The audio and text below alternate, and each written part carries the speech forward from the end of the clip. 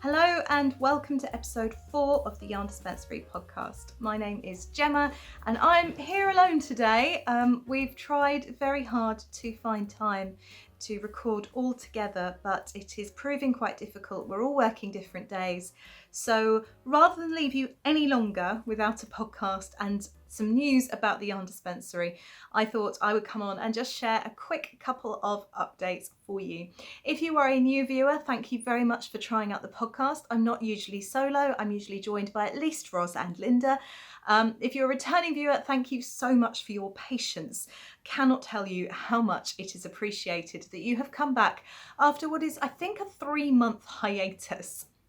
So yes, for those of you who don't know me, haven't met me before, I am Gemma. I am lucky enough to be the manager of the Yarn Dispensary yarn shop in Faversham in Kent, which is where we all work, and you know, this channel is all about life at the Yarn Dispensary. Sadly, with it just being me today, you cannot expect any finished objects. However, I have plenty of things to talk about that I hope will keep you entertained. So why haven't we been here for so long? Simply put, we reopened. Last time we recorded, it was just before we were reopening. We were getting ready to do the stock take, which is an annual event and is a massive event. Not quite a party, but it does take quite a long time to organise.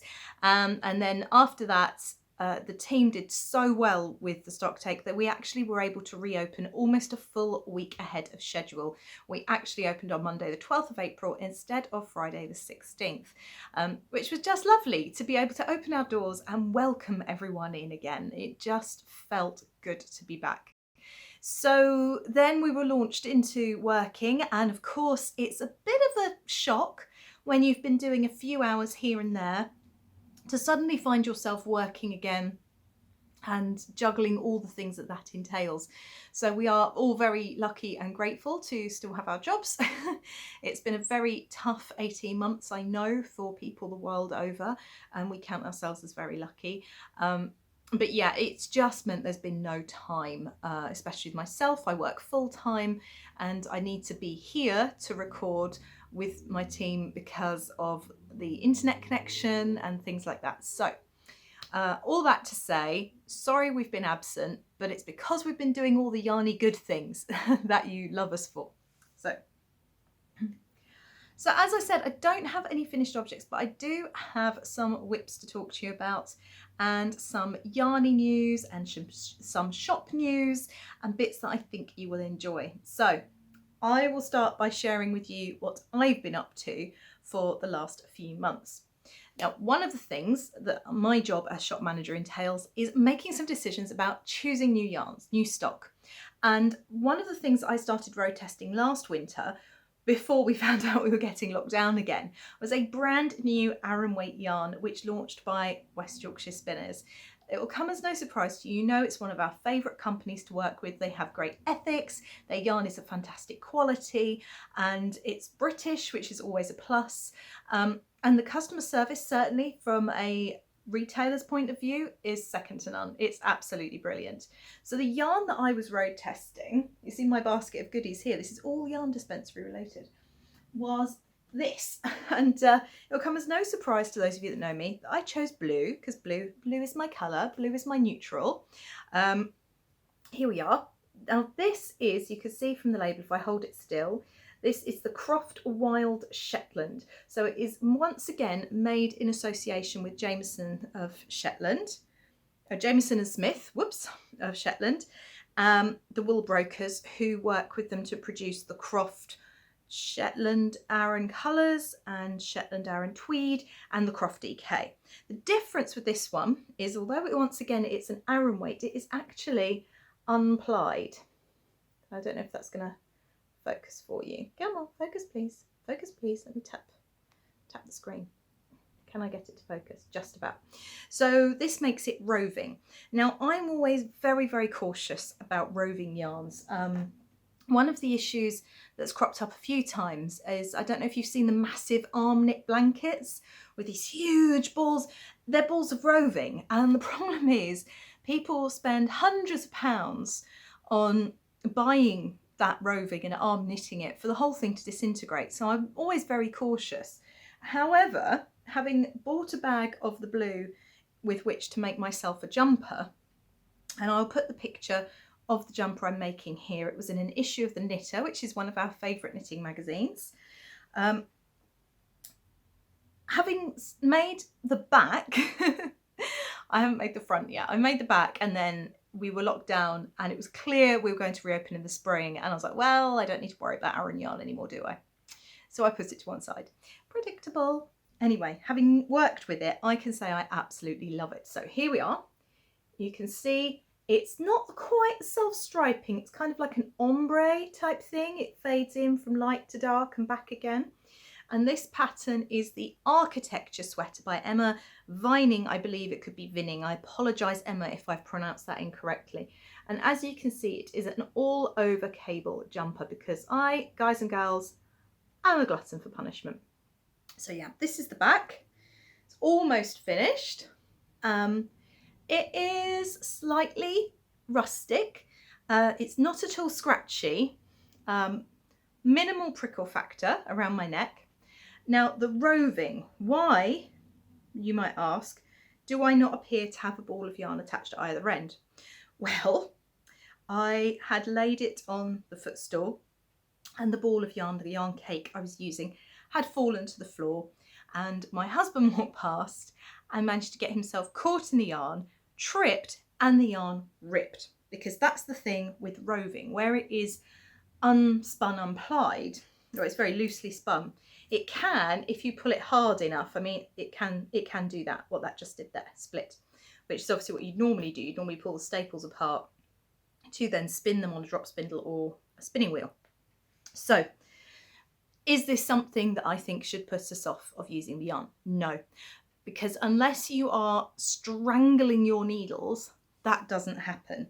I picked a cable sweater because I don't know how experienced you are with cables, but when you're switching between the knit stitches and the purl stitches, you can often get a bit of a ladder effect because you're moving the stitches around.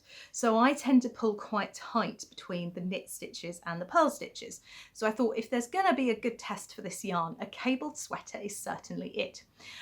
This has happened to me twice so far.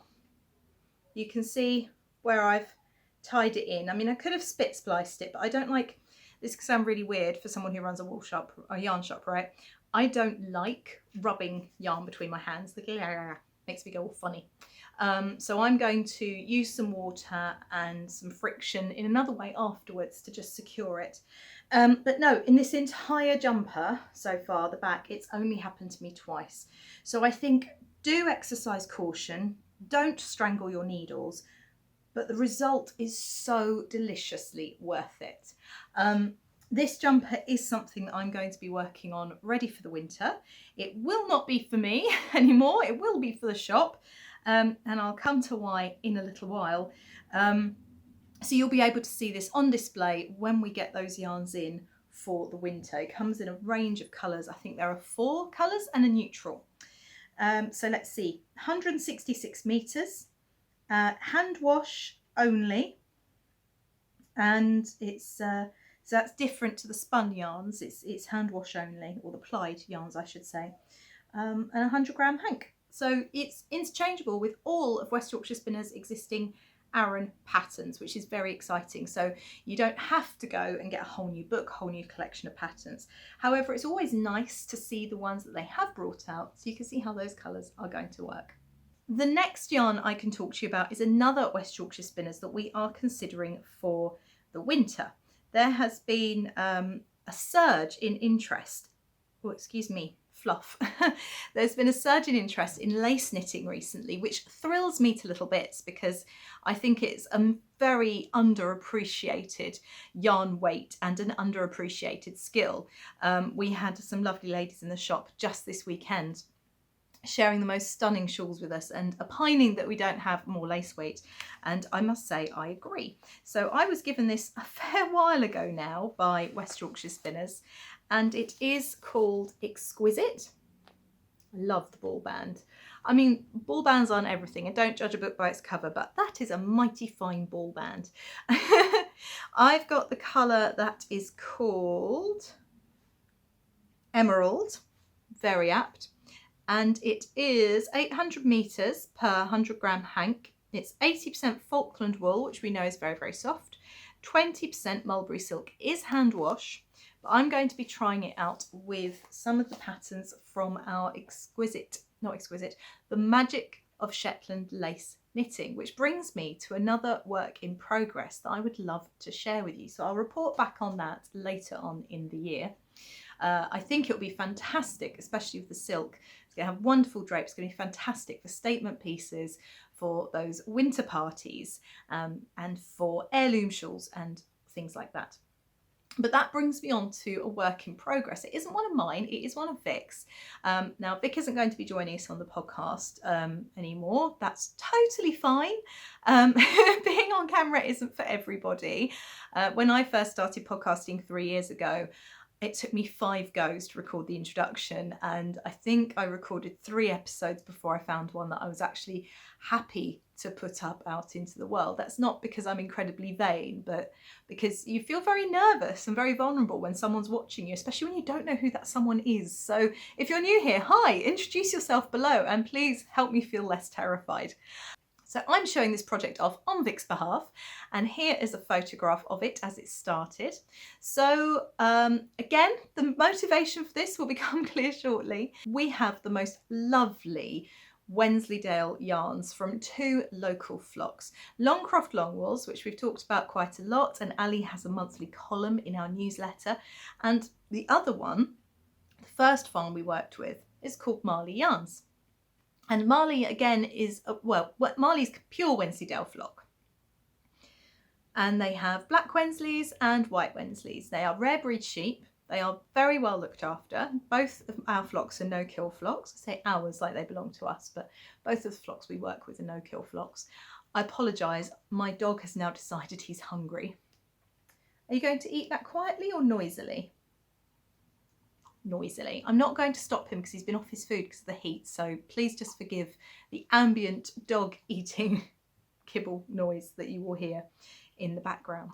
Anyway, where was I? So, Marley Yarns.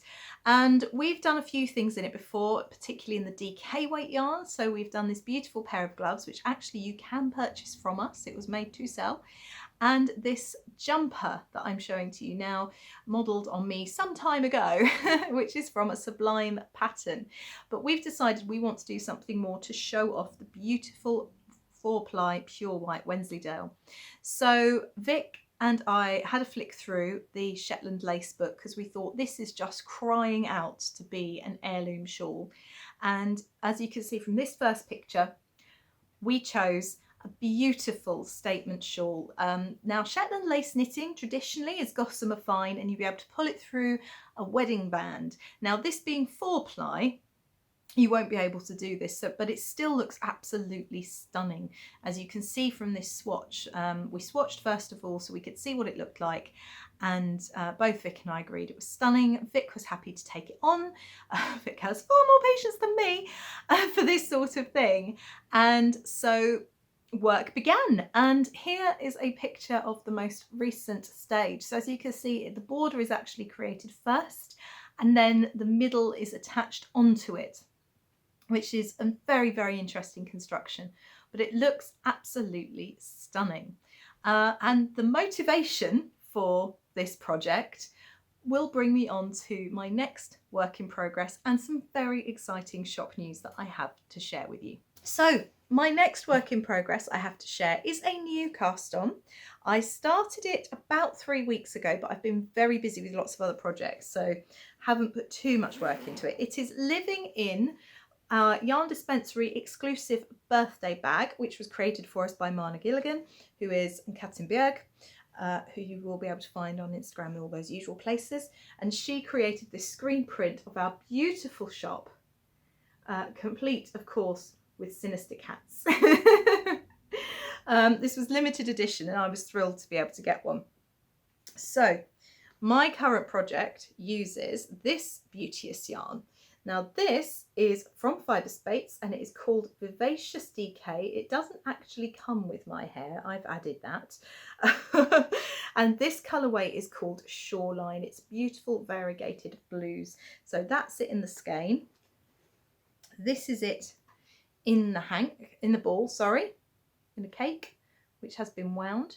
And you can really see how those blues play together. It's 115 gram hank, so it's quite hefty. It's pure merino. I can't remember off the top of my head if it's superwash or not. I'll put all the details down below. And I have started a little jumper. Now this is an old Erika Knight pattern, which is from a poster pattern called Knit for Baby. And we do still have some available, I believe, in our sales section on our website. But Erika has actually just released with Rowan, she's working for Rowan now, something called the Bloom collection, which are patterns for mum to be and baby, made predominantly in cotton, but there's no reason why you can't make them in other fibres as well. We've got the second collection in stock at the moment, and it's well worth a look. So I really like Erika's baby patterns, particularly her sweaters. They're very well thought out.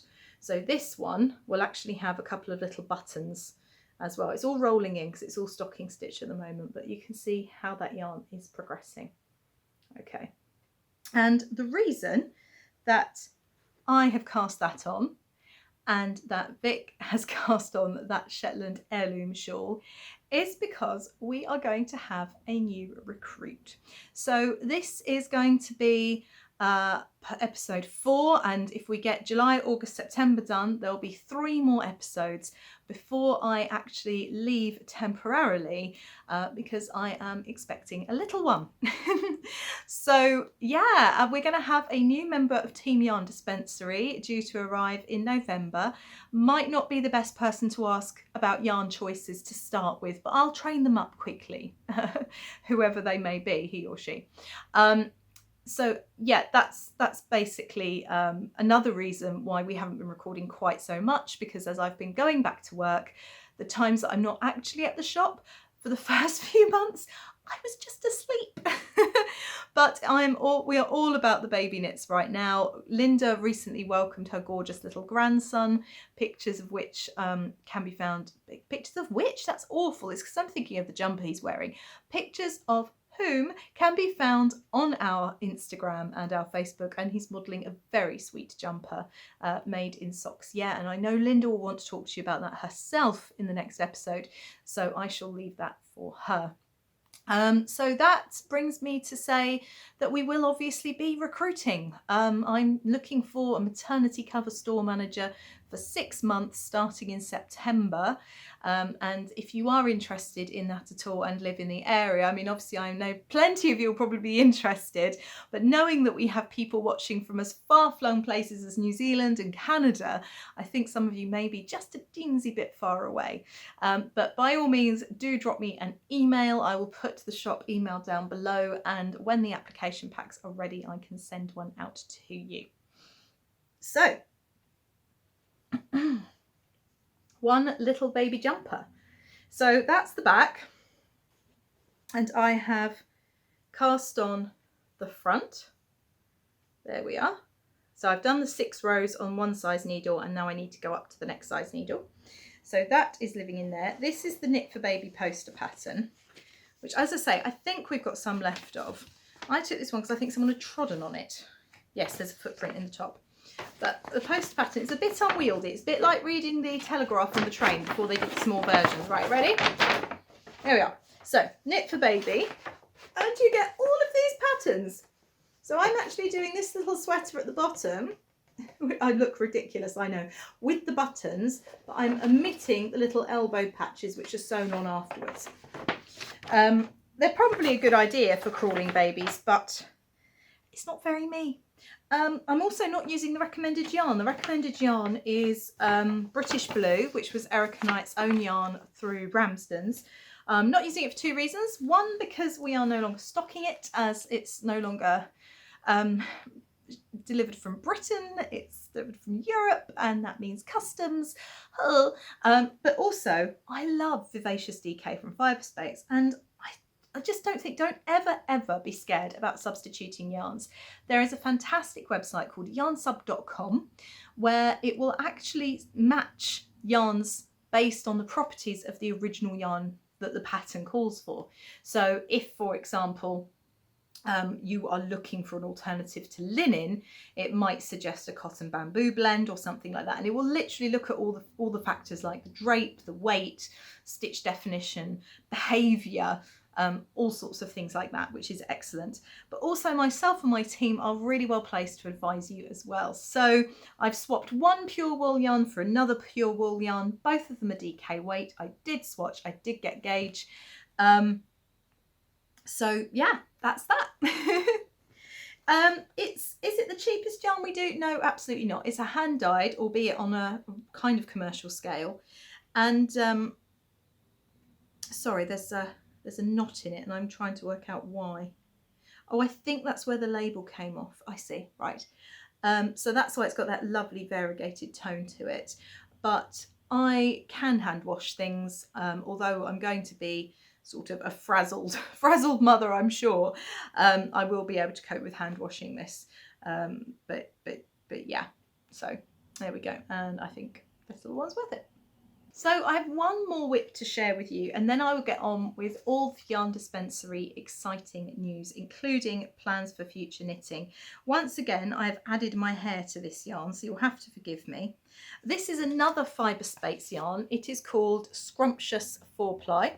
This colourway is Midnight, colourway 309, and I'm taking it to make a lace cardigan. It was going to be a jumper, but because of my currently changing shape, I thought a cardigan might be slightly more practical. So it's the same pattern, but one is a jumper version, one is a cardigan version. I will pop a picture up here because cleverly I have left the book all the way over there, and I'll knock the camera over if I try and get it. So this is a West Yorkshire Spinners book, and it is designed for this particular yarn. We don't stock this particular West Yorkshire Spinners yarn, but in the chat about substituting, it has a very similar fibre content and behaviour to the Scrumptious 4-ply, which is a wool silk blend. So this is 45% silk and 55% superwash merino. 365 metres per 100 grams, so it's quite a heavy 4-ply. It can almost err on the side of sport. So the project I'm doing is living in my Loop by Lisa Jones project bucket. It's actually a plant bucket, but when you're yarny, anything can be a project bag. So yeah, we work with Lisa and we've got a couple of her bags left in stock, but I'm hoping to restock these for Christmas. So here we have the cake, again with added hair, and my progress. There's not much to shout about, and I've left it in the middle of a row. I feel like we should have that meme from episode 1 again when I horrified Roz by having my project in the middle of a row. She's a very organised knitter. I am basically her opposite, but we work very well together. So let me show you this. I don't know how well that will show up. Probably not going to show up very well at all. If I move it, there we go. So you can see the lace pattern there. It is, let's go to the other end and show you the other bit of lace. It's very lacy. There we go. It is an all over lace pattern. It's worked in pieces, I believe. Well, it might go up and over the shoulders. I'll have to check the pattern and I'll put a little doobie-doo down here to let you know. I am loving how this is working up so far. I started it, oh, when did I start it? Just after the last podcast we recorded. And then I went back to work, so had very little free time, and what little free time I did have was in the evening, and then I had no brain. So it was not the time. I did try and take this to work actually, and I thought, right, it's always quiet at 3 o'clock. No one comes in between 3 and 4 o'clock. I will sit and get approximately 30 stitches into a complicated lace pattern when someone will walk in and I'll have to put it down and forget what row I'm on. Yeah. But I have some more brain now, which is nice, and I will be getting on with this. So check back in a while and see my progress. I probably will not finish this jumper before I leave for maternity, but yeah, it's the thought that counts, right?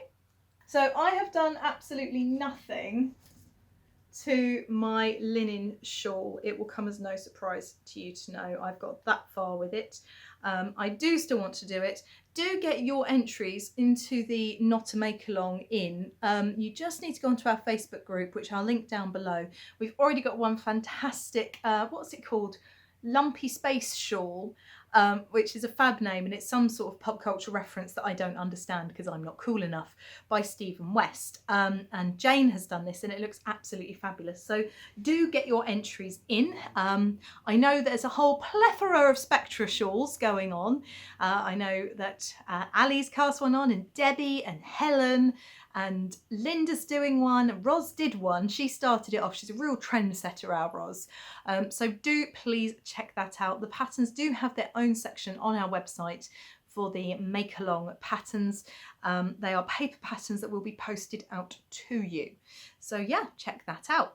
Now, I've got 1, 2, 3 shop projects on the go, 4, including the shawl.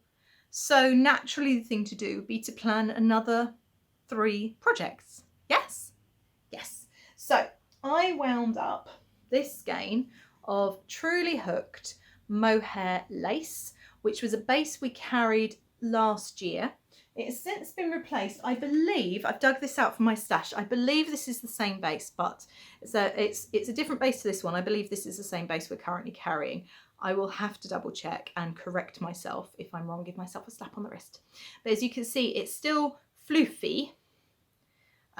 It's not quite as thin. And it's Suri lace, so it's baby Suri alpaca, whereas this is kid mohair and silk, I think. Or is it just kid mohair? I think there's silk in there as well. So why have I suddenly wound this up? Especially in the summer when it's clammy hot. Why would I try and work with this? Well, it's all the fault of a lovely podcaster called Inga, who has the Knitting Traditions podcast. She's a new podcast like us. She's been going since, I want to say October last year.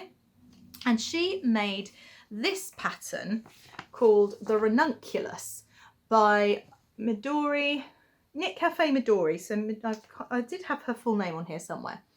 And it's a one-size-fits-all sweater. Obviously it doesn't fit all, but she has added larger bust size adjustments as well. Sadly, without the yarn requirements, but I'm hoping that will change. I'll try and find an off Ravelry link for you as well. But anyway, Inga made this using a skein of floof, one skein, and it it's designed with 35 to 45 centimetres, so a good 13 inches of positive ease. So it's very, very oversized. So that encouraged me. I would technically be in the larger bust size adjustment, but I don't really want 14 inches of positive ease. I'm going to regret this because I do this all the time. I say I don't need that much ease and then wonder why it doesn't look like it on me, like it does on the model. Aside from the fact I'm not the model. But it isn't going to be for me to start with anyway. It's going to be a sample in the shop to show what you can do with floof. And yeah, so I did cast on Saturday with the incorrect cast on. I ignored the pattern and I couldn't get it over my wrist, let alone my head.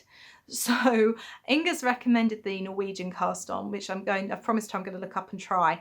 And this one does recommend a double twisted cast on.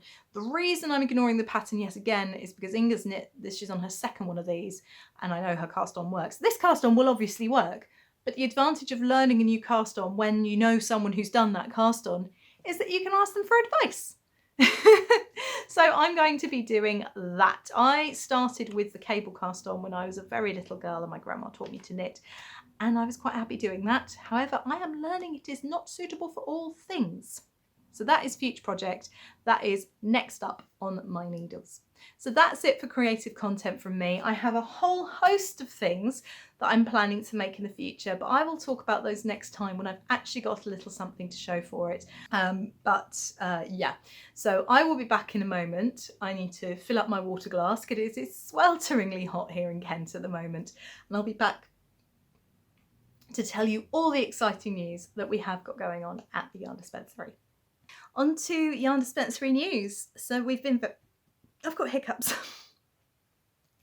We've been very quiet over the past few months, not on social media entirely, but certainly on this YouTube channel. And as I said, we're really sorry for that, but really pleased to be back. I hope you've not found it too dull just listening to me talking to you rather than the three of us bantering back and forth. I certainly miss my co-hosts, but I hope you can forgive us just this once. I'm very hopeful that next time we will be recording together again. Yeah, so what's new for the Yarn Dispensary? We had our first event, which was just incredible. World Knitting Public Day was Saturday the 12th of June, and ever inclusive, we were like, yeah, do all the stitching. Knitting, crochet, punch needling is our new thing. We do like a drop of that. There's something quite therapeutic about the repetitive dum dum dum method, especially if you're having a tough day. So we kicked off with Helen volunteering with us and running a children's craft session. We did it completely for free. We had a beautiful stall out in the market just in front of our shop, and the children could come and have a go at loom weaving. We had mini looms, and they could have a go at pom-pom making and knitting. They were called Knitting Nancy's when I was little, but I think they're French knitting dolls technically, I'm not sure. So anyway, those little wooden dolls that you used to knit with. And yeah, someone even taught finger knitting. So we had some children come along and have a go. It was really, really lovely. And then in the afternoon, we made way for the grown-ups to sit and stitch with us for a while. And it was just the most marvellous thing to be able to welcome back people that we have missed so much and just sit together on a sunny day in the shade, thank goodness, because the market provided us with a gazebo, and chat and knit and stitch and crochet and just feel that little taste of normality again. It was just wonderful. We had such a lovely day. That's when I cast on my ranunculus and then uncast it on. Vic is a total legend and unravelled it for me. It surprisingly wasn't too bad unravelling the mohair. Vic says the trick is to pull upwards rather than so when you're unravelling something you tend to pull along the rows, but if you pull upwards apparently it doesn't stick to itself quite so much. So we shall see if I have to frog it again. Yeah, so that was really lovely, and we are tentatively looking forward to more events in the future. So Ali, our accidental shepherdess, she's not technically ours but we've claimed her, is hoping to come along for a postponed sheep show. Basically, we were going to have a market stall out the front and the sheep were going to come and be in the pen, and we're going to do a basically sheep to yarn story thing. So Ali was going to talk to particularly children about sheep and about caring for them, and we've got some example fleeces and some of the spinning and carding, and then obviously we've got the skeins of yarn in the shop, and it was going to be a whole thing. It was meant to be happening in May 2020, but we all know what happened to 2020. So we are tentatively planning for that to happen in the late summer. Hopefully just before the kids go back to school. It all depends on the government announcement next week. We are also hoping to bring back in-person sit and stitch nights, initially on a small group basis, but we'll see again. We'll see again how that goes. Other things that we've got planned at the moment, those are the major plans. I do want to bring back my courses again, very much depending on the 21st of June. We'll be doing punch needle courses, and I'll be bringing back my beginner knitting course and my sock knitting course, and there'll be some crochet courses. It's going to be absolutely fabulous. It's just very exciting, as I said, to be back and to have a little taste of normality.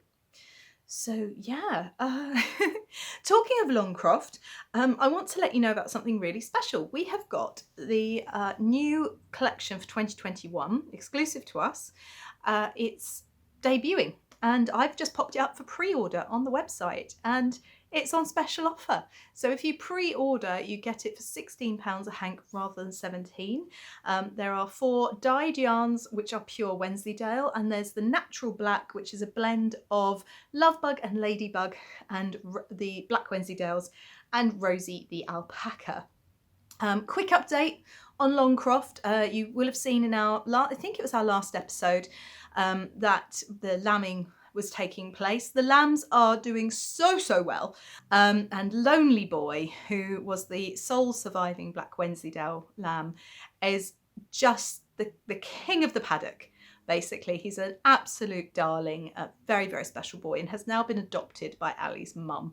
So a reminder that all sales of this yarn, you know, in purchasing the yarn, you are directly supporting this flock, which is a no-kill flock of rare breed sheep who are gorgeous and absolutely well worth it. And the fleeces they give are just beautiful and beautiful to work with. So that's it. Short and sweet. There's only one of me to chat. I can talk a lot, but I'm reining it in a bit for you today.